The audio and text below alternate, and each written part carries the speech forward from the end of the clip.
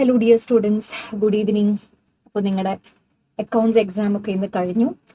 Hopefully എല്ലാവരും നന്നായിട്ട് എഴുതിയിട്ടുണ്ട്. ഇനിയിപ്പോൾ ചില സ്റ്റുഡൻസ് നന്നായിട്ട് എഴുതാൻ പറ്റിയിട്ടില്ലെങ്കിൽ പോലും ഡോണ്ട് ഗെറ്റ് ഡിസപ്പോയിൻറ്റഡ്. വരുന്ന പേപ്പേഴ്സ് നന്നായിട്ട് അറ്റൻഡ് ചെയ്യുക. പൊതുവേ നമ്മുടെ സ്റ്റുഡൻസിൽ കാണുന്ന ഒരു ടെൻഡൻസീസ് ഫസ്റ്റ് എക്സാം എന്തെങ്കിലും റീസൺ കൊണ്ട് അവർ ഉദ്ദേശമുള്ളവർക്ക് അറ്റംപ്റ്റ് ചെയ്യാൻ പറ്റിയില്ല. പ്രത്യേകിച്ച് പേപ്പറിലേക്ക് അക്കൗണ്ട്സ് മെജോറിറ്റി സ്റ്റുഡൻസ് എക്സാമിഷന് ഫോക്കസ് ചെയ്യുന്ന ഒരു കൈൻഡ് ഓഫ് പേപ്പറാണ്. സോ ഇപ്പം നിങ്ങൾ ഉദ്ദേശമുള്ള നിങ്ങൾക്ക് കംപ്ലീറ്റ് ചെയ്യാൻ വേണ്ടി പറ്റിയില്ല. അതായത് ചില കുട്ടികളില്ലേ, അതായത് 90 മാർക്സിന് അറ്റൻഡ് ചെയ്യാൻ പറ്റുള്ളൂ, 85 മാർക്സിന് അറ്റൻഡ് ചെയ്യാൻ പറ്റുള്ളൂ, അങ്ങനെ ഒരു സെറ്റ് ഓഫ് സ്റ്റുഡൻസ് ഉണ്ടാവും. പിന്നെ ചിലവർക്ക് ലൈക്ക് ചിലപ്പോൾ 100 മാർക്സിന് അറ്റൻഡ് ചെയ്തിട്ടുണ്ടാവും, പക്ഷെ സാറ്റിസ്ഫൈഡ് ആയിരിക്കില്ല. ചിലവർ ഭയങ്കര സാറ്റിസ്ഫൈഡ് ആയിരിക്കും. So I would say just don't compare your paper with anyone else. അതായത് നിങ്ങളുടെ ഫ്രണ്ട് അത് എങ്ങനെ പെർഫോം ചെയ്തു, അതുപോലെ എനിക്ക് പെർഫോം ചെയ്യാൻ പറ്റിയില്ല, അങ്ങനത്തെ ഒരു കമ്പാരിസൺ വേണ്ട. Focus on your next exam. Next law ആണ്, അത് കഴിഞ്ഞിട്ട് ടാക്സ് ആണ്. Your group 1 gets completed after by that. എന്നിട്ട് ബോത്ത് ഗ്രൂപ്പ് എഴുതുന്ന സ്റ്റുഡൻസ് ആണെങ്കിൽ നെക്സ്റ്റ് ഗ്രൂപ്പ് സ്റ്റാർട്ട് ചെയ്യാണ്.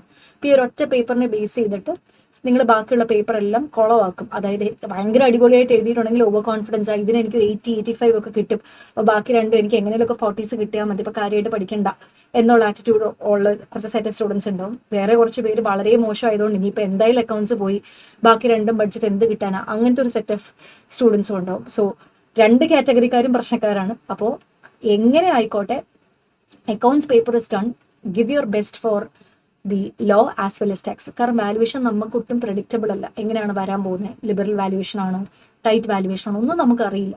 സോ വരുന്ന പേപ്പേഴ്സ് ഏറ്റവും നന്നായിട്ട് പെർഫോം ചെയ്യുക, അത് മാത്രമേ നമുക്ക് ഇനി ഫ്രണ്ടിലുള്ള ടാർഗറ്റ്സ്. സോ ഞാൻ അധികം ടൈം നിങ്ങളുടെ കളയുന്നില്ല, വളരെ ഷോർട്ടായിട്ട് ഞാൻ നിങ്ങൾക്ക് കുറച്ച് ഏരിയാസ് സെലക്ട് ചെയ്തിട്ടുണ്ട്. Comparing the previous attempt Jan 2025 and May 2025 attempt compare ചെയ്തിട്ട് ചില areas which I feel might come for September 2025. Again ഞാനൊരു ഡിസ്ക്ലെയിമർ പറയുകയാണ്, there is no guarantee this will only come.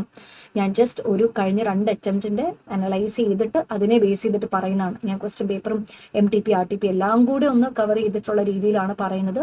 These are the areas which I feel they might put for your September 2025 attempt. So നിങ്ങൾക്ക് either ഞാൻ PDF താഴെ കൊടുത്തേക്കാം, നിങ്ങൾക്ക് download ചെയ്തിട്ട് വേണമെങ്കിൽ നിങ്ങൾക്ക് നോക്കാം, അല്ലെങ്കിൽ you can take A screenshot, what ever is comfortable for you. So ഞാൻ ചാപ്റ്റർ വൈസ് ആയിട്ടാണ് കൊടുത്തേക്കുന്നത്.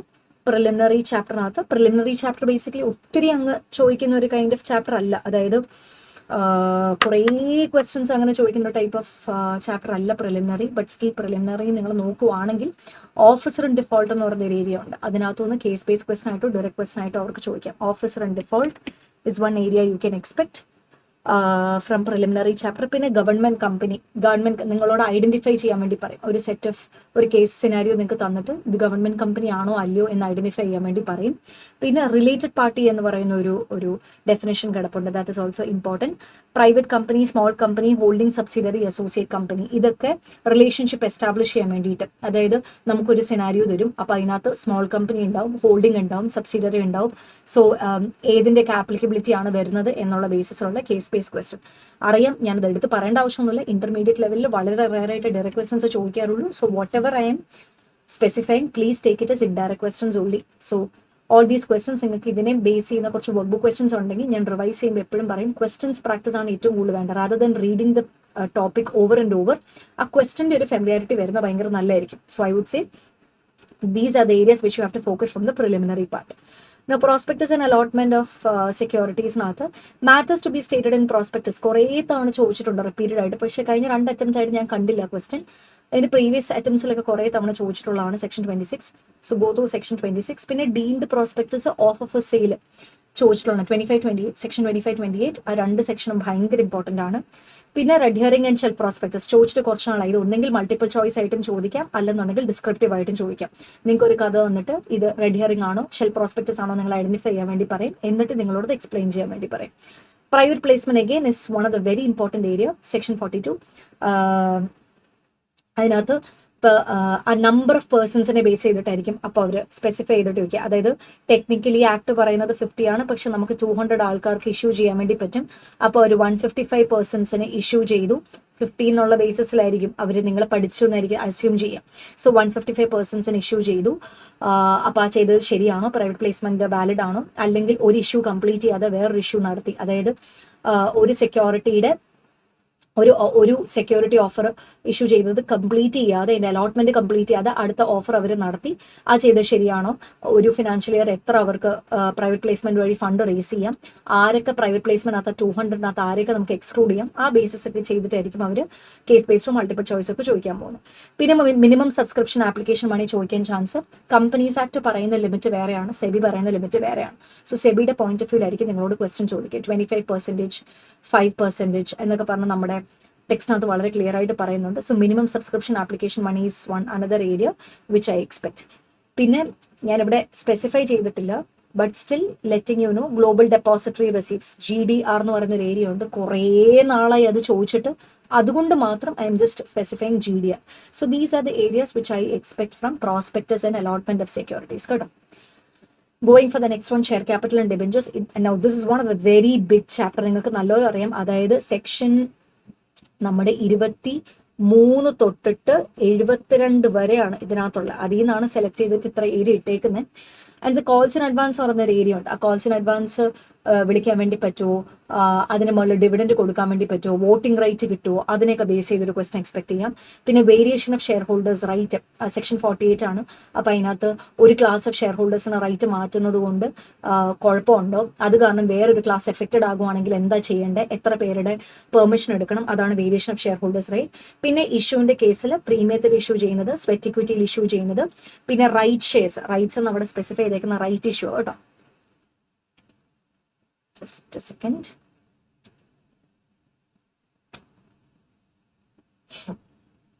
Calls in മറ്റേ issue of shares, premium, sweat equity, right issue, bonus issue and preferential allotment. ഈ preferential allotment case base question ഒന്ന് text ബുക്കിനകത്ത് നോക്കിക്കോണം. Text book എന്ന് പറഞ്ഞാൽ വർക്ക് ബുക്കിനകത്ത് നോക്കിക്കോണം. നല്ലൊരു ക്വസ്റ്റൻ കിടപ്പുണ്ട്. കാരണം പെട്ടെന്ന് കുട്ടികൾക്ക് നോക്കിയത് മനസ്സിലാവില്ല. അതുകൊണ്ടാണ് പ്രിഫറൻഷ്യൽ അലോട്ട്മെന്റ് നോക്കണം എന്ന് പറയുന്നത്. ബോണസ് ഇഷ്യൂവിന്റെയും റിപ്പീറ്റഡ് ആയിട്ട് ചോദിക്കുന്നതാണ് കേസ് ബേസ് ക്വസ്റ്റൻ. കമ്പ്യൂട്ട് ചെയ്യാൻ വേണ്ടി പറയും. 1:3, 1:2 ബോണസ് ഇഷ്യൂ നടത്തി. അപ്പോൾ ഈ പറയുന്ന ഒരു ബാലൻസ് ഷീറ്റ് നിങ്ങൾക്ക് തരും. അതിൽ നിന്ന് നിങ്ങളോട് ബോണസ് ഇഷ്യൂ എത്ര അവർക്ക് കൊടുക്കാൻ പറ്റും എന്നുള്ള രീതിയിൽ ക്വസ്റ്റൻ ചോദിക്കും. പിന്നെ റൈറ്റ് ഇഷ്യൂവിനെ ബേസ് ചെയ്തിട്ട് ക്വസ്റ്റൻ ചോദിക്കാനുണ്ട്. എക്സിസ്റ്റിംഗ് ഷെയർ ഹോൾഡേഴ്സിന് ഓഫർ ചെയ്യേണ്ട ആവശ്യമുണ്ടോ, എക്സിസ്റ്റിംഗ് ഷെയർ ഹോൾഡേഴ്സിന് ഓഫർ ചെയ്യാതെ തന്നെ പുറത്തുള്ള ആൾക്കാർക്ക് കൊടുത്തു, കുഴപ്പമുണ്ടോ, അങ്ങനത്തെ ബേസിസിൽ ക്വസ്റ്റൻ ചോദിക്കാം. പിന്നെ ട്രാൻസ്ഫർ ഷെയർസ് കംപ്ലീറ്റ് ചെയ്യാൻ വേണ്ടി പറ്റിയിട്ടില്ല, അപ്പോൾ ഇത് ഇൻറ്റിമേറ്റ് ചെയ്തിട്ടില്ല കമ്പനി. അപ്പോൾ പ്രൈവറ്റ് കമ്പനി ആണെങ്കിൽ എങ്ങനെ, പബ്ലിക് കമ്പനി ആണെങ്കിൽ എങ്ങനെ, സെപ്പറേറ്റ് ആയിട്ട് അവർ ചോദിക്കുന്നത്. ട്രാൻസ്ഫർ കംപ്ലീറ്റ് ചെയ്യാൻ വേണ്ടി പറ്റിയിട്ടില്ല. പ്രൈവറ്റ് കമ്പനി ആണെങ്കിൽ എത്ര ദിവസത്തുള്ളിൽ അറിയിക്കണം, പബ്ലിക് കമ്പനി ആണെങ്കിൽ എത്ര ദിവസത്തുള്ളിൽ അറിയിക്കണം, റെഫ്യൂസലിന്റെ കാര്യം എത്ര ദിവസത്തുള്ളിൽ അറിയിക്കണം, അതൊരു റിപ്പീറ്റഡ് ആയിട്ട് ചോദിച്ചിട്ടുള്ളതാണ്. പ്രൈവറ്റിന് വേറെ, പബ്ലിക്കിന്റെ വേറെ. പിന്നെ alteration, reduction of share capital, again repeated question ആണ്. ഓൾട്രേഷൻ ആണെങ്കിൽ OR ആണ് പാസ്സാക്കുക, റിഡക്ഷൻ ആണെങ്കിൽ SR ആണ് പാസ്സാക്കുക. ഓൾട്രേഷൻ ആണോ റിഡക്ഷൻ ആണോ നിങ്ങൾ ഐഡന്റിഫൈ ചെയ്യണം. ഓൾട്രേഷൻ ആണെങ്കിൽ ഓൾട്രേഷൻ പ്രൊവിഷൻസ് എഴുതുക, റിഡക്ഷൻ ആണെങ്കിൽ സെക്ഷൻ 66 നോട്ട് ചെയ്തിട്ട് പോവുക. പിന്നെ വരുന്നതാണ് ബൈബാക്കും റിപ്പീറ്റഡ് ആയിട്ട് ചോദിച്ചിട്ടുള്ളതാണ്. അപ്പോൾ out of these section 23 to 72 ഇത്രയും സാധനം ഞാൻ വളരെ കഷ്ടപ്പെട്ടിട്ട് കുറെ അനലൈസ് ചെയ്തിട്ടാണ് ദിസ് വാട്ട് ഐ ഫീൽ. പിന്നെ ഒരു ഡിഫറൻസ് ബിറ്റ്വീൻ ചാൻസ് ഉണ്ടെങ്കിൽ, കഴിഞ്ഞ പ്രാവശ്യം ഞാൻ LLP LLC ഡിഫറൻസ് കണ്ടതുകൊണ്ട് മാത്രം ഞാൻ പറയാണ്. ട്രാൻസ്ഫർ ആൻഡ് ട്രാൻസ്മിഷൻ്റെ ഡിഫറൻസ് കൂടെ വേണമെന്നുണ്ടെങ്കിൽ നിങ്ങൾക്ക് നോക്കാം. Transfer of shares and transmission of shares, അതിനെ ബേസ് ചെയ്ത് വേണമെന്നുണ്ടെങ്കിൽ ഒരു ഡിഫറൻസ് ബിറ്റ്വീൻ നോക്കാം. കാരണം last time the vast difference between. So ഇതാണ് ഷെയർ ക്യാപിറ്റൽ ആൻഡ് ഡിബെഞ്ചേഴ്സിന്. This is what I'm expecting for this particular attempt. Coming to the deposits, കഴിഞ്ഞ പ്രാവശ്യം ഡെപ്പോസിറ്റ്സ് ചെയ്യുന്ന കുറേ മറ്റേ എക്സെംപ്റ്റഡ് ഡെപ്പോസിറ്റ്സ് അതൊക്കെ ചോദിച്ചു റൂൾ 2(1)C അതൊക്കെ ചോദിച്ചതുകൊണ്ട് what I feel 10 year of deposits, അതായത് 0 to 3 months ഡെപ്പോസിറ്റ്സ് അക്സെപ്റ്റ് ചെയ്യാൻ വേണ്ടി പറ്റുമോ, 3 to 6 months ആണെങ്കിൽ എത്ര അക്സെപ്റ്റ് ചെയ്യാം, 6 to 36 ആണെങ്കിൽ എത്ര അക്സെപ്റ്റ് ചെയ്യാം, സ്പെസിഫൈഡ് പ്രൈവറ്റ് കമ്പനി ആണെങ്കിൽ എത്ര, സാധാരണ കമ്പനി ആണെങ്കിൽ എത്ര, പബ്ലിക്കിൻ്റെ അടുത്തുനിന്ന് ആർക്കൊക്കെയാണ് ഫണ്ട് അക്സെപ്റ്റ് ചെയ്യാൻ പറ്റുക, പബ്ലിക് കമ്പനി ആണെങ്കിൽ എത്ര അക്സെപ്റ്റ് ചെയ്യാം, ഗവൺമെന്റ് കമ്പനി ആണെങ്കിൽ എത്ര അക്സെപ്റ്റ് ചെയ്യാം, ആ ഒരു 10 year ആ ലിമിറ്റ് അതൊക്കെ ആയിരിക്കും ചോദിക്കാൻ വേണ്ടി ചാൻസ് ഉള്ള മന്ത്സിനെ ബേസ് ചെയ്തിട്ട്. അത് മൾട്ടിപ്പിൾ ചോയ്സിലും ചോദിക്കാം, കേസ് ബേസ് ക്വസ്റ്റൻ ആയിട്ടും ചോദിക്കാം. പിന്നെ acceptance of deposits from public, technically acceptance of deposits from public പഠിച്ചാൽ മെമ്പേഴ്സ് അതിനകത്ത് ഓട്ടോമാറ്റിക്കലി കവേർഡ് ആയി പോയിക്കോളും. ആകെ പബ്ലിക്കും മെമ്പേഴ്സും തമ്മിൽ വളരെ കുറച്ച് പോയിന്റ്സിന് ഡിഫറൻസേ ഉള്ളൂ. അവിടെ OR എന്ന് പറയുന്നു, ഇവിടെ OR ആകാം SR ആകാം, ബേസ്ഡ് ഓൺ ദി ലിമിറ്റ്. അതായത് 180 സബ്സെക്ഷൻ 1 ക്ലോസ് യുടെ ലിമിറ്റ് എക്സീഡ് ചെയ്യുവാണെന്നുണ്ടെങ്കിൽ SR ആയിരിക്കും, ലിമിറ്റ് താഴെയാണെന്നുണ്ടെങ്കിൽ OR ആയിരിക്കും. സോ അതുകൊണ്ടാണ് acceptance of deposits from public എഴുതിയേക്കുന്നത്. സോ പബ്ലിക് പഠിച്ചു കഴിയുമ്പോൾ മറ്റിടത്താണെങ്കിൽ മെമ്പറിന്റെ പോയിന്റ് ഓഫ് വ്യൂ എഴുതാൻ വേണ്ടി പറയുകയാണെങ്കിൽ ORന്റെ പോയിന്റ് ഓഫ് വ്യൂ എഴുതിയിട്ട് ബാക്കി എല്ലാ പോയിന്റ് റിമീൻസ് സെയിം. ഇവിടെ OR ആകാം SR ആകാം. പിന്നെ എലിജിബിൾ കമ്പനിക്ക് മാത്രമേ പബ്ലിക്കിന് അടുത്തുനിന്ന് ഫണ്ട് അക്സെപ്റ്റ് ചെയ്യാൻ പറ്റുള്ളൂ, മറ്റേത് ഓൾ കമ്പനി എന്നുള്ള ബേസിസിൽ എഴുതാം. So these are the areas which I feel for deposit chapter. Coming to the charges again കഴിഞ്ഞ പ്രാവശ്യം 77, 82 അതൊക്കെ ഓൾറെഡി ചോദിച്ചു. അതുകൊണ്ട് I feel registration of charge by the charge holder 78 ചോദിക്കാനാണ് I feel this time chances for 78. അതായത് 77 പ്രകാരം charge register ചെയ്തിട്ടില്ല എന്നുണ്ടെങ്കിൽ ചാർജ് ഹോൾഡറിന് ചാർജ് രജിസ്റ്റർ ചെയ്യാൻ പറ്റുമോ എന്നുള്ള രീതിയിലുള്ള ഒരു ചോദ്യമാണ്. registration of charge by the charge holder. So this is what I'm expecting. Then comes modification of charge. Section 79 ആണ് modification of charge വരുന്നത്. അപ്പോൾ നിങ്ങളോട് ഇങ്ങനെ ചോദിക്കാം, modification of charge എന്ന് പറഞ്ഞാൽ എന്താണ്? Write few examples of modification of charge. Modification of charge എന്ന് പറയുമ്പോൾ അതിന് 2-3 എക്സാമ്പിൾ എഴുതാൻ വേണ്ടി ചോദിക്കാം. പിന്നെ ഡീംഡ് നോട്ടീസ് ഓഫ് ചാർജ് ആണ്. അത് ഈ പോയിന്റ് ഓഫ് വ്യൂ അവർക്ക് ചോദിക്കാം. ഒരാളൊരു പ്രോപ്പർട്ടി വിൽക്കുന്നു, അതിന് മുകളിൽ ഓൾറെഡി ടൈറ്റിൽ ഫ്രീ അല്ല, ഓൾറെഡി ചാർജ് ക്രിയേറ്റഡ് ആണ്. അപ്പോൾ മേടിച്ച ആളോട് ഇൻറ്റിമേറ്റഡ് അല്ല. അപ്പോൾ അയാൾ പറയാണ് കമ്പനി അത് മറച്ചു വെച്ചത് തെറ്റാണ്, ശരിയാണോ? മേടിക്കുന്ന ആൾ പറഞ്ഞ ആ സ്റ്റേറ്റ്മെന്റ് ശരിയാണോ തെറ്റാണോ? അപ്പോൾ അവിടെ doctrine of constructive notice apply ചെയ്യും. നിങ്ങൾ ചാർജ് രജിസ്റ്റർ ചെയ്ത് കഴിയുമ്പോൾ അത് ROC അടുത്തൊരു പബ്ലിക് ഡോക്യുമെന്റ് ആയിട്ട് മാറി അത് വായിച്ചിട്ടാണ് കയറിയതെന്ന് പ്രിസ്യൂം ചെയ്യും. അപ്പോൾ അതുകൊണ്ട് ഡീംഡ് നോട്ടീസ് ഓഫ് ചാർജ് ഉണ്ടായിരിക്കണം ആ മേടിക്കുന്ന ആൾക്ക്. അപ്പോൾ കമ്പനിയുടെ ഭാഗത്ത് തെറ്റൊന്നുമില്ല. ആ ഒരു പോയിന്റ് ഓഫ് വ്യൂ ഒരു ക്വസ്റ്റ്യൻ കിടപ്പുണ്ട്, വർക്ക് ബുക്കിൽ ചെയ്തതാണ്, ഇമ്പോർട്ടൻറ്റ് ക്വസ്റ്റൻ ആണ്. Then comes section 87, central government extension grant ചെയ്ത് കൊടുക്കുന്നതിനെ ബേസ് ചെയ്തിട്ടുള്ള ഒമിഷനൊക്കെ കാരണം എന്തെങ്കിലും എക്സ്റ്റൻഷൻ കിട്ടുമോ, എന്തെങ്കിലും നമുക്ക് എന്തെങ്കിലും ഓൾട്രേഷൻ നടത്താൻ വേണ്ടി പറ്റുമോ in the particulars of the charge, അതാണ് സെക്ഷൻ 87 പറയുന്നത്. അങ്ങനെ കഴിഞ്ഞ പ്രാവശ്യം 82 ചോദിച്ചു, 77 ചോദിച്ചു, ഫിക്സ്ഡ് ചാർജ്, ഫ്ലോട്ടിംഗ് ചാർജ് ഒക്കെ ചോദിച്ചുകൊണ്ടാണ് this is the area which I find to be important for this particular attempt. പിന്നെ ഇതാണ് എനിക്ക് ഡിസ്ക്രിപ്റ്റീവില് തോന്നിയത്. MCQലോ അല്ല മാക്സിമം 2 മാർക്കിനകത്ത് എനിക്ക് തോന്നുന്നത് ആ രജിസ്റ്റർ ഓഫ് ചാർജസിനെ ബേസ് ചെയ്തിട്ട് ഒരു ക്വസ്റ്റ്യൻ ചോദിക്കാം. രജിസ്റ്റർ ഓഫ് ചാർജസിനെ ബേസ് ചെയ്തിട്ട് ക്വസ്റ്റ്യൻ ചോദിക്കാം. അതായത് രജിസ്റ്റർ ഓഫ് ചാർജസിനെ ബേസ് ചെയ്ത് 2 രീതിയിലല്ലേ ക്വസ്റ്റ്യൻ വരിക. ഒന്ന് നമ്മുടെ കമ്പനി മെയിൻറ്റെയിൻ ചെയ്യുന്ന രജിസ്റ്ററും ROC മെയിൻറ്റെയിൻ ചെയ്യുന്ന രജിസ്റ്ററും. അതിനെ ബേസ് ചെയ്തിട്ട് ഒന്നെങ്കിൽ ഒരു 2 to 3 മാർക്സ് ക്വസ്റ്റ്യൻ ചോദിക്കാം, അല്ലെങ്കിൽ മൾട്ടിപ്പിൾ ചോയ്സിന് ക്വസ്റ്റ്യൻ ചോദിക്കാം. അതാണ് ഈ എഴുതി വെച്ചേക്കുന്നതിനേക്കാളും അഡീഷണൽ ആയിട്ട് എനിക്കൊരു മൾട്ടിപ്പിൾ ചോയ്സിൽ ചോദിക്കാൻ ചാൻസ്. പിന്നെ ഇതിനകത്ത് നമ്പർ ഓഫ് ഡേയ്സ് നിങ്ങൾ സൂക്ഷിച്ചോണം. 70 എത്ര ദിവസത്തിലാണ് ചാർജ് രജിസ്റ്റർ ചെയ്യേണ്ടത്? 30 days ആണ്. ഇല്ലെങ്കിൽ എത്ര ദിവസം എക്സ്റ്റൻഷൻ കിട്ടും? ഇല്ലെങ്കിൽ മാക്സിമം എക്സ്റ്റൻഷൻ എത്രയാണ്? ടോട്ടൽ നമ്പർ ഓഫ് ഡേയ്സ് എത്രയാണ്? മോഡിഫിക്കേഷൻ എത്ര ദിവസമുള്ളിൽ ചെയ്യണം? സാറ്റിസ്ഫാക്ഷൻ എത്ര ദിവസമുള്ളിൽ ചെയ്യണം? മാക്സിമം എക്സ്റ്റൻഷൻ എത്ര വരെ കിട്ടും? ആ നമ്പർ ഓഫ് ഡേയ്സ് മൾട്ടിപ്പിൾ ചോയ്സിന് ഭയങ്കര ഇമ്പോർട്ടൻ്റ് ആണ്. Then comes management administration. Now again share capital and debenture പോലെ ഭയങ്കര വലിയൊരു ചാപ്റ്ററാണ് മാനേജ്മെന്റ് അഡ്മിനിസ്ട്രേഷൻ. അതായത് one of the very biggest chapter. Again section 96 to 122 ആണ്. അതിൽ നിന്നാണ് ഇത്രയും എങ്ങനെയൊക്കെയോ കട്ട് ഷോർട്ട് ചെയ്തത്. This is what I am expecting. EGM is something where repeated ആയിട്ട് ക്വസ്റ്റ്യൻ ചോദിച്ചു കണ്ടിട്ടുണ്ട്. സെക്ഷൻ 100നെ ബേസ് ചെയ്ത് കുറേ തവണ ക്വസ്റ്റ്യൻ ചോദിച്ചിട്ടുണ്ട്. എക്സ്പ്ലനേറ്ററി സ്റ്റേറ്റ്മെന്റ് ചോദിച്ചിട്ട് കുറച്ച് നാളായി, സെക്ഷൻ 102. പിന്നെ quorum, proxy is another very important area. കുറേ തവണ ചോദിച്ചിട്ടുണ്ട്.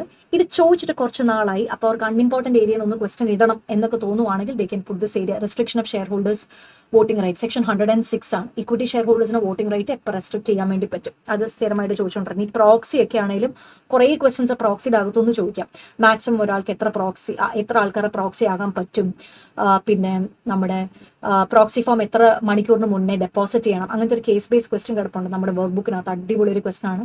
ഞാനത് പറയുകയും ചെയ്തു, നിങ്ങൾക്ക് കണ്ടുപിടിക്കാൻ എളുപ്പമുള്ളൊരു മാർഗം 48 hours. ആർട്ടിക്കിൾസിന് ഹയർ നമ്പർ പ്രിസ്ക്രൈബ് ചെയ്യാൻ പറ്റുമോ, ഹയർ നമ്പർ എന്ന് പറഞ്ഞാൽ അവേഴ്സ് കൂട്ടാൻ വേണ്ടി പറ്റുമോ എന്നൊക്കെ ഉള്ള രീതി പ്രോക്സിന്ന് കുറേ case base question we can expect. Similarly for quorum എടുത്ത് നോക്കണം. പ്രൈവറ്റ് കമ്പനി പബ്ലിക് കമ്പനിയുടെ കോറം ആക്ട് പറയുന്നുണ്ട്. പക്ഷെ ആർട്ടിക്കിൾസ് ഒരു ഹയർ നമ്പർ പറയുവാണെങ്കിൽ ഹയർ നമ്പറിന് പൊക്കോണം, അതാണ് കോറം പറയുന്നത്. പ്രോക്സിക്കകത്ത് ആർട്ടിക്കിൾസിന് ഹയർ നമ്പർ പറയാൻ പറ്റില്ല. സോ കൺഫ്യൂസ്ഡ് ആവരുത്. കോറത്തിന് വേണമെങ്കിൽ ഹയർ നമ്പർ ആർട്ടിക്കിൾസിന് പറയാം, ഇവിടെ ആർട്ടിക്കിൾസിന് പറയാൻ പറ്റില്ല പ്രോക്സിയുടെ കേസിൽ. സോ അത് രണ്ടും നല്ല എക്സ്പെക്ട് ആണ്. കോറത്തിനകത്ത് തന്നെ വരുന്നതാണ് 112 and 113. Representative of A body corporate, representative of A president, governor of the state ഒക്കെ സ്ഥിരം ചോദിക്കുന്നത്. അപ്പോൾ കോറത്തിന് ഭാഗം തന്നെയാണ് 112 and 113. പിന്നെ വോട്ടിംഗ് ബൈ പോൾ അഗെയിൻ ചോദിച്ചത് കുറേ നാളായി. പോൾ ആർക്കൊക്കെ ഡിമാൻഡ് ചെയ്യാൻ വേണ്ടി പറ്റും, പോള് ഡിമാൻഡ് ചെയ്തതിന് ശേഷം വിഡ്രോ ചെയ്യാൻ വേണ്ടി പറ്റുമോ, ഏതൊക്കെ കേസിലാണ് പോൾ ഡിമാൻഡ് ചെയ്തിട്ട് ഇമ്മീഡിയറ്റ്ലി കണ്ടക്ട് ചെയ്യേണ്ടത്, ഏതൊക്കെയാണ് 48 മണിക്കൂറിൻ്റെ കണ്ടക്ട് ചെയ്യേണ്ടത്, അങ്ങനെയൊക്കെ ബേസ് ചെയ്ത് ക്വസ്റ്റൻ എക്സ്പെക്ട് ചെയ്യാം. പോസ്റ്റൽ ബാലയും ചോദിച്ചിട്ട് ഒത്തിരി നാളായി പോസ്റ്റൽ ബാലയെ ചോദിച്ചിട്ട്. ദെൻ കംസ് മിനിറ്റ്സിന്റെ ഏരിയ. മിനിറ്റ്സും ചോദിച്ചിട്ട് കുറച്ച് നാളായി, പക്ഷെ ഭയങ്കര ഇമ്പോർട്ടൻ്റ് ഏരിയ ആണ് minutes. So out of the biggest majority students I always feel that you leave this particular chapter because it's very big. പക്ഷെ എപ്പോഴും ഓർത്തോണം ഈ ഒരു ഏരിയ നോക്കിയിട്ടേ പോകാവുള്ളൂ. ഭയങ്കര ഇമ്പോർട്ടൻ്റ് ആണ് ഈ ഒരു ഏരിയാസ് ഒന്ന് ജസ്റ്റ് നോക്കിയിട്ട് പോവുക. This what we are expecting for again September attempt. Then dividend is a very small chapter. അപ്പോൾ അതിൽ നിന്ന് പറ്റുമെങ്കിൽ ഓൾ 5 സെക്ഷൻസ് നോക്കുക, അല്ലെങ്കിൽ പ്രയോറിറ്റി വൈസ് ആണെങ്കിൽ ഇത് 127 ആണ്, പിന്നെ ഇത് 124 ആണ്, ഇത് 125 ആണ്. ഈ 3 ഏരിയയിൽ നിന്ന് ക്വസ്റ്റ്യൻ നോക്കുക.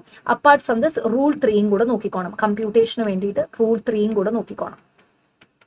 അതായത് നമ്മൾ റിസർവ്സ് ആൻഡ് സർപ്ലസ് ഉപയോഗിക്കുകയാണെന്നുണ്ടെങ്കിൽ ഈ കണ്ടീഷൻസ് ഒക്കെ സാറ്റിസ്ഫൈ ചെയ്തിട്ട് അക്യുമുലേറ്റഡ് പ്രോഫിറ്റ് നിങ്ങൾക്ക് യൂട്ടിലൈസ് ചെയ്യണമെന്നുണ്ടെങ്കിൽ ഈ കണ്ടീഷൻസ് സാറ്റിസ്ഫൈ ചെയ്തിട്ട് മാത്രമേ അക്യുമുലേറ്റഡ് പ്രോഫിറ്റ് യൂട്ടിലൈസ് ചെയ്യാൻ പറ്റുള്ളൂ. റൂൾ 3യിൽ അത് പറയുന്നു. സോ റൂൾ 3 നോക്കണം. പിന്നെ 30 ഡേയ്സിനുള്ളിൽ ഡിവിഡൻഡ് പേ ഓഫ് ചെയ്തിട്ടില്ല എന്നുണ്ടെങ്കിൽ വരാൻ പോകുന്ന പണിഷ്മെന്റ് എന്തൊക്കെയാണ്, അതിനകത്ത് എക്സെപ്ഷൻസ്, ചില സാഹചര്യങ്ങളിൽ 30 ഡേയ്സിനുള്ളിൽ പേ ചെയ്തിട്ടില്ലെങ്കിലും കുഴപ്പമൊന്നുമില്ല, അത് ഏതൊക്കെ സിറ്റുവേഷൻസ് ആണ്. പിന്നെ അൺപെയ്ഡ് ഡിവിഡൻഡ് അക്കൗണ്ട്, അതിനകത്ത് കുറേ നമ്പർ ഓഫ് ഡേയ്സ് പറയുന്നുണ്ടല്ലോ. ഇത്ര ദിവസത്തുള്ളിൽ അൺപെയ്ഡ് ഡിവിഡൻഡ് അക്കൗണ്ടിലോട്ട് മാറ്റണം, എന്നിട്ട് അൺപെയ്ഡ് ഡിവിഡൻഡ് അക്കൗണ്ട് ഓപ്പൺ ചെയ്യണം, അൺപെയ്ഡ് ഡിവിഡൻഡ് അക്കൗണ്ടിലോട്ട് മാറ്റി 90 ഡേയ്സിനുള്ളിൽ വെബ്സൈറ്റിൽ പബ്ലിഷ് ചെയ്തിട്ടുണ്ടായിരിക്കണം, അൺപെയ്ഡ് ഡിവിഡൻഡ് അക്കൗണ്ടിൽ 7 വർഷം കിടക്കുവാണെങ്കിൽ അത് IPF മാറ്റണം. കുറച്ച് നമ്പർ ഓഫ് ഡേയ്സ് ഉണ്ട്. So go through the number of days as well. So that is with respect to declaration and payment of dividend. പിന്നെ accounts of a company. Accounts of a കമ്പനിക്കകത്ത് ഈ നമ്മുടെ maintenance of books of accounts other than the registered ഓഫീസിലെ, അതായത് നമ്മൾ board of ഡയറക്ടേഴ്സിന്റെ ഒരു meeting വിളിച്ചു കൂട്ടുക, റെസൊല്യൂഷൻ പാസ്സാക്കുക, എന്നിട്ട് AOC ഫോം ROCനെ അറിയിക്കുക, ആ ഒരു ഏരിയ ഭയങ്കര ഇമ്പോർട്ടൻ്റ് ആണ്. പിന്നെ അതിനകത്ത് തന്നെ ചോദിക്കുന്ന കുറച്ച് ഏരിയാസ് ഇല്ലേ, അതിന് തന്നെ സ്പെസിഫിക് ആയിട്ട് കുറച്ച് കാര്യങ്ങളുണ്ട്. പിന്നെ നമ്മുടെ ട്രൂ ആൻഡ് ഫെയർ വ്യൂ ആണ്, സിംഗിൾ എൻട്രി സിസ്റ്റം പറ്റുമോ, അത് ഡബിൾ എൻട്രി സിസ്റ്റം തന്നെ ഫോളോ ചെയ്യണം നിർബന്ധമുണ്ടോ, അങ്ങനെ കുറച്ച് ഏരിയാസ്. പിന്നെ നമ്മുടെ deviations in accounting standards follow ചെയ്യാതിരിക്കുവാണെന്നുണ്ടെങ്കിൽ കുഴപ്പമുണ്ടോ, അത് ഡിസ്ക്ലോസ് ചെയ്യേണ്ട ആവശ്യമുണ്ടോ, ആ പറയുന്ന കാര്യങ്ങളൊക്കെ നിങ്ങൾ നോക്കണം FSന്റെ കേസ് വരുന്ന സമയത്ത്. പിന്നെ സെക്ഷൻ 129 128ന്റെയും 129ന്റെയും all subsections very important. 129 consolidation part is very very very very very important. Rule 6 ആണ്. കൺസോളിഡേഷന്റെ പാർട്ട് ഭയങ്കര ഇമ്പോർട്ടൻ്റ് ആണ്. അതുപോലെ 128ന്റെ എല്ലാ സെക്ഷൻസും ഭയങ്കര ഇമ്പോർട്ടൻ്റ് ആണ്. പിന്നെ 130 and 131 സെക്ഷൻ ഞാൻ ആ ചാർട്ടൊക്കെ ഇട്ടിട്ടാണ് പഠിപ്പിച്ചത്. നമ്മുടെ വോളണ്ടറി റിവിഷനും മറ്റേ നമ്മുടെ on the application given by any of the authorities reopen ചെയ്യാൻ വേണ്ടി പറ്റുമോ എന്നുള്ളത്, ആ രണ്ടെണ്ണവും ഭയങ്കര ഇമ്പോർട്ടൻ്റ് ആണ്. So 128, 129, 130, 131 is really really really really important. Okay. പിന്നെ ഡയറക്ടേഴ്സ് റെസ്പോൺസിബിലിറ്റി സ്റ്റേറ്റ്മെന്റ് അഗൈൻ ചോദിച്ചിട്ട് കുറച്ച് നാളായി. So they can just ask you direct question, right a short note on directors responsibility statement. പിന്നെ എനിക്ക് തോന്നിയ ഒരൊറ്റ സാധനം കൂടെ ഇതിനകത്ത് വിട്ടുപോയതാണ്. CSR is a very big section, but I feel CSRന്റെ ആപ്ലിക്കബിലിറ്റി ബേസ് ചെയ്ത് വളരെ സിമ്പിൾ ആയിട്ടുള്ള ഒരു ചോദ്യം ചോദിക്കാനാണ് ചാൻസ്. നമ്മുടെ ഈ പറയുന്ന കമ്പനിക്ക് CSRന്റെ ആപ്ലിക്കബിലിറ്റി വരുമോ എന്നൊക്കെ ഉള്ള ബേസിസിൽ ഓൺ ഗോയിങ് പ്രൊജക്ട് എന്താണ്, ഓൺ ഗോയിങ് പ്രൊജക്ട് എത്ര ദിവസത്തിനുള്ളിൽ കംപ്ലീറ്റ് ചെയ്യണം, എത്ര നാളിനുള്ളിൽ കംപ്ലീറ്റ് ചെയ്യണം, പിന്നെ നമ്മുടെ ഓൺ ഗോയിങ് പ്രൊജക്ടിന് വേണ്ടിയിട്ട് തുടങ്ങിയ ഫണ്ട് എത്ര നാളിനുള്ളിൽ സ്പെൻഡ് ചെയ്ത് തീർക്കണം, ഇനിയിപ്പം ഓൺ ഗോയിങ് പ്രൊജക്ട് അല്ലെങ്കിൽ ആ ഫണ്ട് എങ്ങോട്ട് മാറ്റണം, അത് എത്ര നാളുള്ളിൽ സ്പെൻഡ് ചെയ്യണം, അങ്ങനത്തെ ബേസിക് ആയിട്ടുള്ള ഒരു CSRന്റെ ഏരിയയും നിങ്ങൾ പ്രിപ്പയർഡ് ആയിരിക്കണം. Then comes internal audit and XBRL again ചോദിച്ചിട്ട് കുറച്ച് നാളായി, പക്ഷെ ഭയങ്കര ഇമ്പോർട്ടൻ്റ് ആണ്. ഒരെണ്ണം റൂളാണ്, ഒരെണ്ണം സെക്ഷനാണ്. So internal audit is also very very very important. ഈ തവണത്തെ MTP RTP ഡിസ്കസ് ചെയ്ത സമയത്ത് ഞാൻ പറഞ്ഞു internal audit is very important. So is XBRL file ചെയ്യുന്ന FSനെ പറ്റിയിട്ടുള്ള ഡീറ്റെയിൽസും അക്കൗണ്ട്സ് ഓഫ് എ കമ്പനിക്കകത്ത് നിങ്ങൾ നോക്കിയിട്ടേ പോകുള്ളൂ. അപ്പോൾ ഏറ്റവും നിങ്ങൾക്ക് അറിയാവുന്ന ഒരു കാര്യമാണ് accounts of a company, audit and auditors, dividend. ഈ 3 ചാപ്റ്റർ ഏറ്റവും ഹയസ്റ്റ് വെയിറ്റേജ് ആയിട്ടുള്ള ചാപ്റ്റേഴ്സാണ്. അപ്പോൾ ഞാൻ നിങ്ങൾക്ക് ഇതെല്ലാം കഴിഞ്ഞിട്ട് റിവിഷൻ്റെ ഒരു പാറ്റേണും പറഞ്ഞുതരാം. അപ്പോൾ ഇത് നന്നായിട്ട് നിങ്ങൾ നോക്കിയിട്ട് പോവുക. Then comes audit and auditors. Audit and ഓഡിറ്റേഴ്സിനകത്ത് disqualification of an auditor I feel is very important. അതായത് 141 സബ്സെക്ഷൻ 3 അവരെടുത്തിട്ട് നമ്മളോട് ഏതെങ്കിലും ഒരു 2-3 തന്നിട്ട് ചോദിക്കും, ഈ പറയുന്ന auditor eligible to be appointed as an auditor ആണോ, അത് ഡിസ്ക്വാളിഫൈഡ് ആണോ, വെക്കേറ്റ് ചെയ്ത് പോകേണ്ട ആവശ്യമുണ്ടോ. സോ ഡിസ്ക്വാളിഫിക്കേഷൻ വെക്കേഷൻ ഒരു കമ്പൈൻഡ് ക്വസ്റ്റൻ പോലെ ആയിരിക്കും ചോദിക്കാൻ ചാൻസ്. പിന്നെ audit and order in certain services again ഞാൻ പഠിപ്പിക്കുമ്പോൾ എപ്പോഴും പറയാറുണ്ട്, it is very connected to 141 subsection 3. So audit and order in certain services 144 ചോദിക്കാൻ ചാൻസ് ഉണ്ട്. പിന്നെ resignation of an auditor, removal of an auditor. Resignation റിമൂവലിനകത്ത് ഏറ്റവും important is removal of an auditor. ഓഡിറ്റിനെ റിമൂവ് ചെയ്യുന്നതുകൊണ്ട് കുഴപ്പമുണ്ടോ ഇല്ലയോ, that area is also very important. Auditor to sign the audit report, auditor അല്ലാണ്ട് വേറൊരാൾ സൈൻ ചെയ്യുന്നതുകൊണ്ട് കുഴപ്പമുണ്ടോ. Cost audit. These are the areas which I feel from audit and auditors it's very very very very very important. അപ്പോൾ ഇത് നിങ്ങൾ ഒന്ന് നോക്കിയിട്ട് പോകണം.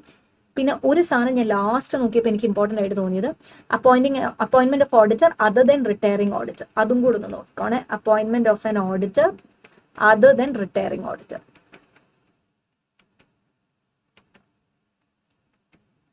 ഇത്ര സാധനമാണ് I am expecting for case based question. പിന്നെ നിങ്ങളുടെ മൾട്ടിപ്പിൾ ചോയ്സിന് നമ്പർ ഓഫ് ഡേയ്സ് അവർക്ക് ഈ മറ്റേ ഫസ്റ്റ് ഓഡിറ്ററിന്റെ അപ്പോയിന്റ്മെന്റ് ഒക്കെ ഇല്ലേ, അത് വേണമെന്നുണ്ടെങ്കിൽ 2 to 3 മാർക്സിന് വേണമെങ്കിലും ചോദിക്കാം. ഫസ്റ്റ് ഓഡിറ്ററിന്റെ അപ്പോയിന്റ്മെന്റ് നോക്കിക്കോണം. അതായത് ഗവൺമെന്റ് കമ്പനി ആണെങ്കിലും നോൺ ഗവൺമെന്റ് കമ്പനി ആണെങ്കിലും നമ്പർ ഓഫ് ഡേയ്സ്, ഇതാണ് നമ്മളെപ്പോഴും കൺഫ്യൂസ്ഡ് ആക്കുന്നത്. ഫസ്റ്റ് ഓഡിറ്ററിന്റെ ഗവൺമെന്റ് ആണെങ്കിലും നോൺ ഗവൺമെന്റ് ആണെങ്കിലും, സിമിലർലി സബ്സിക്വന്റ് ഓഡിറ്റർ ആണെങ്കിലും ഗവൺമെന്റ് ആണെങ്കിലും നോൺ ഗവൺമെന്റ് ആണെങ്കിലും എങ്ങനെയാണെന്നുള്ള സംഭവം ഒന്നും നിങ്ങൾ നോക്കിക്കോണേ.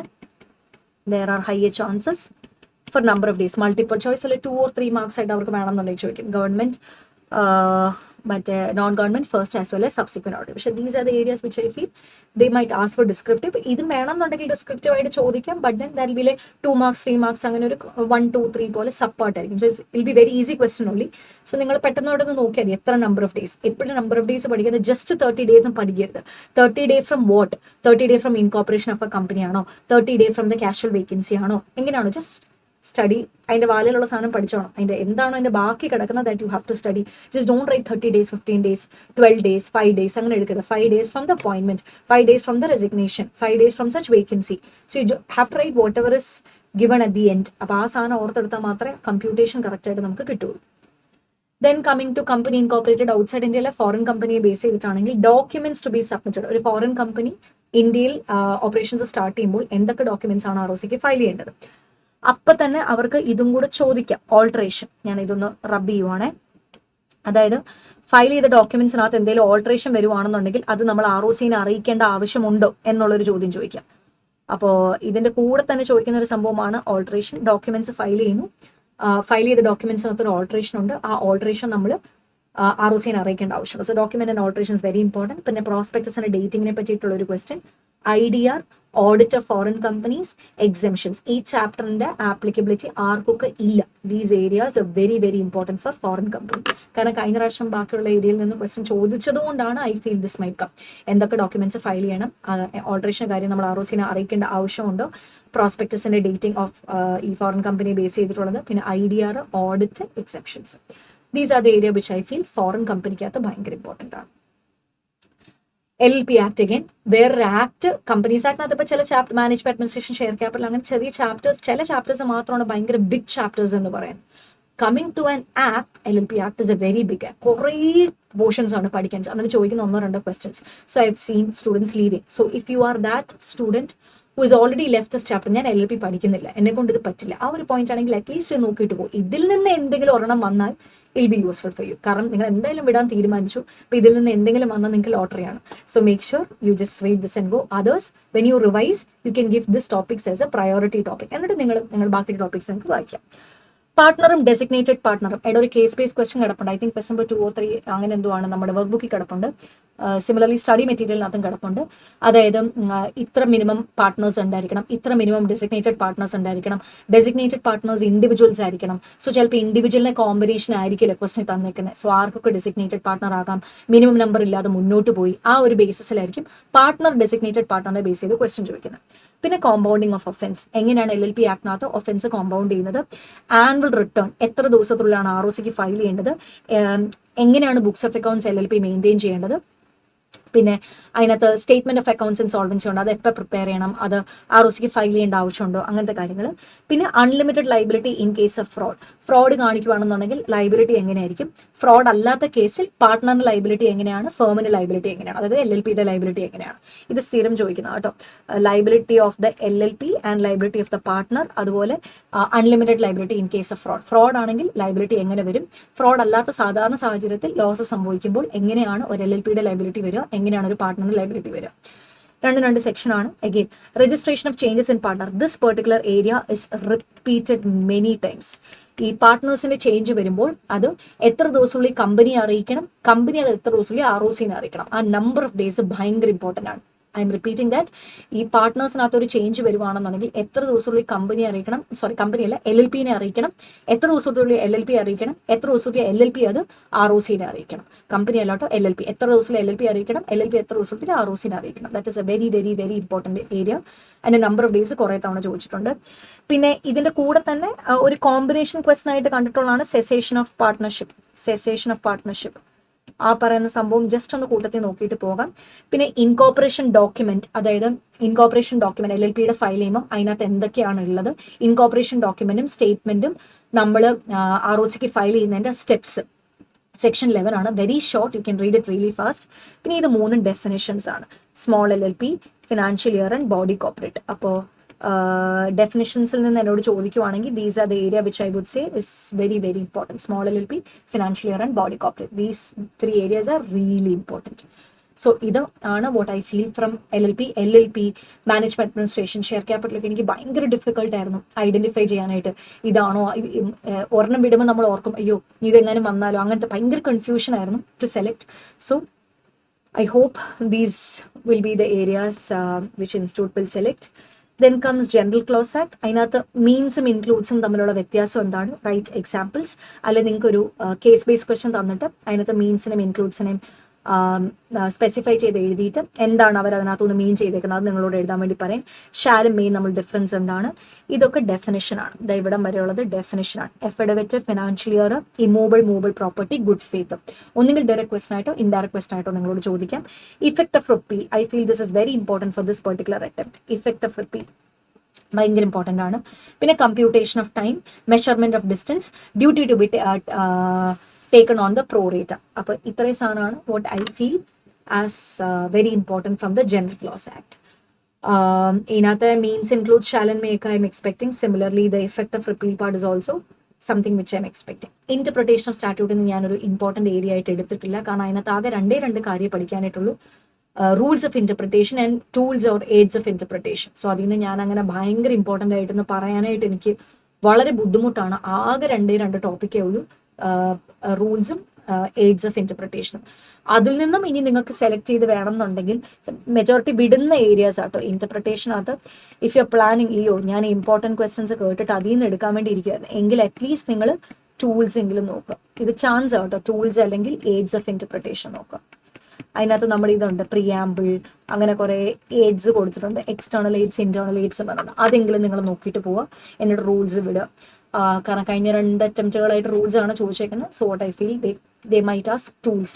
പ്രെഡിക്റ്റബിൾ അല്ല, കാരണം it's a very small chapter, അതുകൊണ്ടാണ് ഞാനത് പറയാത്തത്. പക്ഷേ if you are a person or if you are a student who have completely left the chapter not studying, I'm only focusing, ആ ഒരു ഇമ്പോർട്ടൻറ്റ് ക്വസ്റ്റൻ കിട്ടിയാൽ ഞാൻ നോക്കാം, അങ്ങനെയാണെന്നുള്ള ഒരു സ്റ്റുഡൻ്റ് ആണെങ്കിൽ മാത്രം you can go for tools of interpretation or aids of interpretation. Then comes FEMA. ഫെമിക്കകത്ത് this time I feel residential status PRI ആണോ PROI ആണോ എന്ന് കണ്ടുപിടിക്കാൻ വേണ്ടിയിട്ടുള്ള ഒരു ക്വസ്റ്റൻ എക്സ്പെക്ട് ചെയ്യാം. പിന്നെ regulation and management of foreign exchange section 3-4 ആ ഒരു ഏരിയയിൽ നിന്നും നിങ്ങൾക്ക് എക്സ്പെക്ട് ചെയ്യാം ക്വസ്റ്റ്യൻ. സെക്ഷൻ 3 and 4 ആ ഒരു ഏരിയയിൽ നിന്ന് എക്സ്പെക്ട് ചെയ്യാം. പിന്നെ ഐ ഫീൽ കറണ്ട് അക്കൗണ്ട് ട്രാൻസാക്ഷൻ്റെ സ്കെഡ്യൂൾ ബേസ്ഡ് ആയിട്ട് ക്വസ്റ്റ്യൻ ചോദിക്കും. ഇത് സ്കെഡ്യൂൾ 1 വരുന്നതാണോ, ഇത് പെർമിറ്റഡ് ട്രാൻസാക്ഷൻ ആണോ, ഇതാരുടെ അപ്രൂവൽ ആണ് വേണ്ടത് എന്നുള്ള രീതിയിൽ അവർക്ക് ക്വസ്റ്റ്യൻസ് ചോദിക്കാം. സ്കെഡ്യൂൾ ബേസ്ഡ് ആയിട്ട് അവർക്ക് ക്വസ്റ്റ്യൻസ് ചോദിക്കാം. So these are the area which again I feel for FEMA. So that is with the important part. അപ്പോൾ hopefully these questions will come for the exam. Repeated ആയിട്ട് question ചോദിച്ചിട്ടുണ്ടോ കഴിഞ്ഞ അറ്റംപ്റ്റിനെ base ചെയ്തിട്ട്? SFC casual vacancy in ഓർഡറൊക്കെ തൊട്ട് മുന്നത്തെ അറ്റംപ്റ്റിലും ചോദിച്ചു, അതിൻ്റെ മുന്നിലത്തെ അറ്റംപ്റ്റിലും ചോദിച്ചു. അപ്പോൾ അങ്ങനെ ക്വസ്റ്റ്യൻസ് റിപ്പീറ്റ് ചെയ്യാറുണ്ടോ? യെസ്. പക്ഷേ എല്ലാ ക്വസ്റ്റ്യൻസും ഒന്നും റിപ്പീറ്റ്, 1-2 ക്വസ്റ്റ്യൻസ് മാത്രം റിപ്പീറ്റഡ് ആയിട്ട് കണ്ടിട്ടുള്ളൂ compared with the previous attempt. Now last but not the least, I'm just telling you the revision plan. എടാ, if your revision plan goes well, your entire examination preparation is done. അതായത് നമ്മളിപ്പോൾ എല്ലാം പഠിക്കും, പക്ഷെ പഠിച്ചിട്ട് ആ revise ചെയ്യുന്ന രീതി തെറ്റാണ്. Once you revise, please don't read the topic. ഇപ്പം ഞാൻ for example I told you from FEMA, current account transaction schedule, regulation management, residential status, these are the 3 topics I said. അപ്പോൾ നിങ്ങൾ ഇതാണ് റിവൈസ് ചെയ്യാൻ പോകുന്നതെന്നുണ്ടെങ്കിൽ വർക്ക് ബുക്ക് എടുക്കുക, current account transaction സ്കെഡ്യൂൾസിനെ base ചെയ്തിട്ടുള്ള ക്വസ്റ്റ്യൻ എടുക്കുക, ആ ക്വസ്റ്റ്യൻ വായിക്കുക, എന്താണ് ക്വസ്റ്റ്യൻ ചോദിച്ചേക്കുന്നത്, എന്നിട്ട് try to recollect the provision. മറന്നു പോയിട്ടുണ്ട്, പ്രൊവിഷൻ വായിക്കുക. ക്വസ്റ്റ്യൻ ഫെമിലാരിറ്റി ആണ് നിങ്ങൾക്ക് വേണ്ടത്, അല്ലാണ്ട് കുറേ പ്രൊവിഷൻ വായിക്കലല്ല. നിങ്ങൾക്ക് സാധനം അറിയായിരിക്കും, പക്ഷെ അത് പേപ്പറിനകത്ത് എഴുതാൻ പറ്റണം എന്നുണ്ടെങ്കിൽ ക്വസ്റ്റ്യൻ നിങ്ങൾക്കൊരു ഫെമിലാരിറ്റി ഉണ്ടായിരിക്കണം. സോ ഒരു ടോപ്പിക് എടുക്കുമ്പോൾ you will take that particular topic, U will go read the question, എന്നിട്ട് ആ ക്വസ്റ്റ്യനും ആൻസറും കൂടെ നിങ്ങൾ കമ്പയർ ചെയ്യുക. കാരണം അപ്പോൾ തന്നെ ഓട്ടോമാറ്റിക്കലി ടോപ്പിക് കവേർഡ് ആയി. അല്ലാണ്ട് ടോപ്പിക് വായിച്ചിട്ട് മൊത്തം കഴിഞ്ഞിട്ട് ക്വസ്റ്റ്യൻ നോക്കലും നടക്കില്ല. ഇതാകുമ്പോൾ ക്വസ്റ്റ്യൻ ഓട്ടോമാറ്റിക്കലി നോക്കി പോകാൻ വേണ്ടി പറ്റും. സോ റിവിഷൻ പ്ലാനകത്ത് നിങ്ങളുടെ 1 day ഹോളിഡേയുടെ സമയത്ത് the chapters that you have to go through is ഞാൻ ആദ്യമേ on the day of exam പറയാം. ഈ on the day of exam എന്ന് പറയുമ്പോൾ നിങ്ങൾക്ക് രാവിലെ 6 o'clock to ഉച്ചയ്ക്ക് 1 മണി വരെ സമയമുണ്ട്. അവിടെ നിങ്ങൾ റിവൈസ് ചെയ്യേണ്ട ചാപ്റ്റേഴ്സ് ആണ് dividend, auditors, accounts, Pema, general close,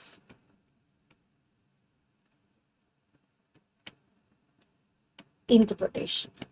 ഇത്രയും സാധനം തീർക്കാൻ പറ്റുമോ? Definitely yes. കാരണം ഓൾറെഡി നിങ്ങൾ പുതിയതായിട്ട് പഠിക്കുകയില്ല, യു ജസ്റ്റ് റിവൈസിങ് ഇറ്റ്. എല്ലാത്തിനും മാക്സിമം നിങ്ങളൊരു 45 minutes എഴുതി പെട്ടെന്ന് ക്വസ്റ്റ്യൻ നോക്കുകയാണ്. ഇഫ് യു ഫീലിംഗ് ഇതെനിക്ക് അന്ന് അത്രയും നോക്കാനായിട്ട് ബുദ്ധിമുട്ടാണ് എങ്കിൽ you can do accounts the day before, തൊട്ട് മുന്നേ നോക്കാം. ഞാൻ ഒരിക്കലും സജസ്റ്റ് ചെയ്യില്ല. കാരണം ഇത്രയും സാധനം നോക്കുമ്പോൾ ഉള്ള ഗുണം എന്താണെന്ന് പറഞ്ഞാൽ മക്കളെ നിങ്ങളുടെ മൈൻഡ് ഫ്രഷ് ആയിട്ടാണ് നിങ്ങൾ എക്സാമിന് കയറുന്നത്. ഇത്രയും ചാപ്റ്റേഴ്സിന്റെ വെയിറ്റേജ് എന്ന് പറയുന്നത് 50 മാർക്സാണ്. നിയറിങ് 50 മാർക്സ് ഇതിന്റെ ടോട്ടൽ വെയിറ്റേജ് എന്ന് പറയുന്നത്. അപ്പോൾ 40 to 50 എന്ന് കൂട്ടിക്കും, 40 to 50 മാർക്സ്. അത് ഫ്രഷ് ആയിട്ട് മൈൻഡിലുണ്ട്. ക്വസ്റ്റ്യൻ പേപ്പർ കിട്ടുമ്പോൾ തന്നെ നമ്മുടെ മൈൻഡിലുണ്ട്. ഇമ്പോർട്ടൻ്റ് ഏരിയ നന്നായിട്ട് റിവൈസ് ചെയ്തു, ബാക്കിയെല്ലാം നിങ്ങൾ 1 time റിവൈസ് ചെയ്തു. സോ യു ജസ്റ്റ് എത്ര ക്വസ്റ്റ്യൻ പേപ്പർ ടഫ് ആണെങ്കിലും you know the 40 to 50 marks. Pass മാർക്കിന് എബോവ് ഉള്ള സാധനം നമുക്ക് അറിയാം, സേഫാണ്. അപ്പോൾ ഐ വിൽ ഓൾവേസ് സജസ്റ്റ് ഇതാണ് on the day of exam. ഇത് നമ്മുടെ കുറേ എക്സംഷൻ കിട്ടിയ കുട്ടികൾക്ക് നമ്മൾ പറഞ്ഞ് അവർക്ക് ഫോളോ ചെയ്ത് നല്ല എളുപ്പമായിട്ട് എക്സാം എഴുതാൻ പറ്റിയ ഒരു മെത്തേഡാണ്. അതുകൊണ്ടാണ് ഇത് പറഞ്ഞത്. പിന്നെ നിങ്ങൾക്ക് എക്സാമിൻ്റെ അവധിയുടെ അന്ന് റിവൈസ് ചെയ്യാൻ വേണ്ടി പറ്റുന്നത്, കാരണം അക്കൗണ്ട്സ് കഴിഞ്ഞ് വരുന്ന ഇന്ന് നിങ്ങൾക്ക് ഭയങ്കര ലിമിറ്റേഷൻ ആണ് നോക്കാനായിട്ട്. സോ പ്രിലിമിനറി എന്ന് പറയുന്ന ചാപ്റ്റർ മാത്രം നിങ്ങൾക്ക് വേണമെങ്കിൽ ഇന്ന് നോക്കാം. If you really want to study something today you can go through preliminary. Okay, എന്നിട്ട് ബാക്കിയുള്ള ചാപ്റ്റേഴ്സ് ആണ് നിങ്ങൾ ആ 1 day holiday which is tomorrow, നാളെ നിങ്ങൾ നോക്കേണ്ടത്. That is prospectus and allotment, share capital and debentures, deposits, charges, management and administration and LLP, foreign company LLP. These are the chapters you will go through that 1 day. എടാ ഇത് കഴിഞ്ഞിട്ട് നിങ്ങൾക്ക് ഇത് പെട്ടെന്ന് നോക്കാൻ വേണ്ടി പറ്റി. അതായത് ഇപ്പം ഞാനത് സ്പീഡി വായിച്ചു, അതാകുമ്പോൾ നിങ്ങൾക്ക് ഒത്തിരി തലയിലുണ്ടെന്നൊരു ഫീലിംഗ് ഇല്ല എനിക്ക് ടെൻഷൻ ആകും, എനിക്ക് അത്ര നോക്കാൻ പറ്റില്ലെങ്കിൽ നിങ്ങൾക്ക് സ്വാപ്പ് ചെയ്യാൻ പറ്റുന്ന 2 ചാപ്റ്റേഴ്സ് ആണ് ഡെപ്പോസിറ്റ്സും ചാർജസും on the day of exam. എന്നിട്ട് ഡെപ്പോസിറ്റ്സും ചാർജസും ഇവിടെ ആഡ് ചെയ്യുക. എന്നിട്ട് അക്കൗണ്ട്സും ഓഡിറ്റേഴ്സും ആ 1 day ഹോളിഡേക്ക് പോവാം, അതായത് നാളെ പോവാം. സോ നിങ്ങൾക്ക് അങ്ങോട്ടും ഇങ്ങോട്ട് സ്വാപ്പ് ചെയ്യണം. കാരണം ഡെപ്പോസിറ്റ്സും ചാർജസും വളരെ ചെറിയ ചാപ്റ്ററാണ്, very small chapters. So if you want to swap, ചില കുട്ടികൾ ഭയങ്കര ടെൻഷൻ അടിക്കും. സോ അങ്ങനെയുള്ളവരാണെങ്കിൽ ഡെപ്പോസിറ്റ്സും ചാർജസും യു ക്യാൻ സ്വാപ്പ്. 2 ചെറിയ chapters on the day of the exam you can revise. Instead of audit and accounts you can go for deposits and charges. ആ 1 day holiday നാളെ നിങ്ങൾക്ക് എന്ത് നോക്കാം, ബാക്കിയുള്ള ഞാൻ ആ ഹൈലൈറ്റ് ചെയ്ത ചാപ്റ്റേഴ്സിന്റെ കൂടെ നിങ്ങൾക്ക് ഓഡിറ്റ് ആൻഡ് അക്കൗണ്ട്സ് നോക്കാം. സോ റിവിഷൻ പ്രോപ്പറായിട്ട് നിങ്ങൾ പ്ലാൻ ചെയ്യണം. സോ പ്രിലിമിനറി മാത്രം നോക്കാവുള്ളൂ. അതായത് റിവിഷൻ ഇപ്പം നിങ്ങൾ ഇന്ന് കയറി ഫെമേ, ഇന്റർപ്രിട്ടേഷൻ, ജനറൽ ക്ലോസ് ഒക്കെ അങ്ങ് നോക്കുവാണ്. ഓൾറെഡി എക്സാം കഴിഞ്ഞ് വന്നതിന്റെ ക്ഷീണം. 2, നമ്മുടെ ബ്രെയിനിന് ഒരു ബ്രേക്ക് വേണ്ടേ. തലേന്ന് തൊട്ട് അക്കൗണ്ട്സിന് കുറേ നേരം നമ്മൾ സമയം കളഞ്ഞു, കുറേ നേരം അതിന് മുകളിൽ ഇരുന്നാണ്. ആ സബ്ജക്റ്റിന് ഒരു റിലീഫ് കിട്ടി വരുമ്പം പെട്ടെന്ന് തന്നെ നമ്മൾ കുറേ സാധനം കൊടുക്കുമ്പം ആ 1 day ഹോളിഡേ നമുക്ക് പ്രോപ്പറായിട്ട് യൂട്ടിലൈസ് ചെയ്യാൻ പറ്റില്ല. Just go through 1 chapter, happy ആയിട്ടിരിക്കുക. നെക്സ്റ്റ് വീണ്ടും സ്റ്റാർട്ട് ചെയ്യുക. Start by 6:30 tomorrow. ആ 1 day ഹോളിഡേ 6:30 ടുമോറോ സ്റ്റാർട്ട് ചെയ്യുക ടിൽ 7:30, 8:30. അതിനനുസരിച്ച് ടൈം വെച്ചോണം. ഇത്ര ടൈം വെച്ച് നോക്കണം. ഇത്ര മണിക്കൂർ തൊട്ട് ഇത്ര മണിക്കൂർ വരെ എനിക്ക് ഈ ചാപ്റ്റർ പഠിക്കാൻ സമയമുള്ളൂ. സോ അതിനനുസരിച്ച് ക്വസ്റ്റ്യൻസ് നോക്കി പോകും. ഒത്തിരി ക്വസ്റ്റ്യൻസ് നോക്കണ്ട. അപ്പോൾ അറ്റ്ലീസ്റ്റ് 2 or 3 വെറൈറ്റി ഒക്കെ ഉണ്ടെന്നുണ്ടെങ്കിൽ അങ്ങനെ വെറൈറ്റി ക്വസ്റ്റ്യൻസ് പിക്കപ്പ് ചെയ്യുക. എന്നിട്ട് ചിലപ്പോൾ ഒരു സെക്ഷനിൽ നിന്ന് 2 questions ഒക്കെ വെച്ച് നോക്കാം. ഇല്ലെന്നുണ്ടെങ്കിൽ മാക്സിമം 1 questions വെച്ച് നോക്കിക്കഴിഞ്ഞാൽ തന്നെ മൊത്തം പോർഷൻസും കവേർഡ് ആവും. And then you can comment right. I am telling you again, you have to go through the entire topic. പക്ഷേ ഫസ്റ്റ് പ്രയോറിറ്റി ഈ ഏരിയക്ക് കൊടുത്തിട്ട് ബാക്കിയുള്ള ഒരു ഏരിയ നോക്കാം. അല്ലെങ്കിൽ ചിലപ്പം പ്രയോറിറ്റി കൊടുക്കേണ്ട ഏരിയ അല്ലെങ്കിൽ ഇതൊന്നും കൂടെ നോക്കിയിരുന്നെങ്കിൽ എനിക്ക് ഓർമ്മ വന്നേനെ, ആ ഒരു സംഭവം ഒഴിവാക്കാനായിട്ടാണ് നമ്മൾ ഇത് നോക്കിക്കോളാൻ പറയുന്നത്. This doesn't mean that you leave the other topic and just focus this എന്നല്ല ഇതിൻ്റെ ഉദ്ദേശം കേട്ടോ. So hopefully the session was helpful. നിങ്ങൾക്ക് എന്തെങ്കിലും വേറെ പേഴ്സണലായിട്ട് ഒരു ഡൗട്ട് വരികയാണെന്നുണ്ടെങ്കിൽ ഫീൽ ഫ്രീ ടു മെസ്സേജ്. ഇല്ലാന്നുണ്ടെങ്കിൽ at least you can write your concern or your suggestion in the, or your, sorry, not the suggestion, your doubts in the comment box. Okay, I be checking tomorrow. എന്തെങ്കിലും doubt ഉണ്ടെങ്കിൽ I be definitely clarifying in the comment box. Okay, അല്ലെങ്കിൽ എനിക്ക് personally message അയക്കേണ്ടവരുണ്ടെങ്കിൽ can personally message me also. Okay, so നന്നായിട്ട് പോയി exam എഴുതുക. Let me know how your exam goes. എങ്ങനെ ഉണ്ടായിരുന്നു എന്ന് പറയാം. Okay, all the very best. Thank U.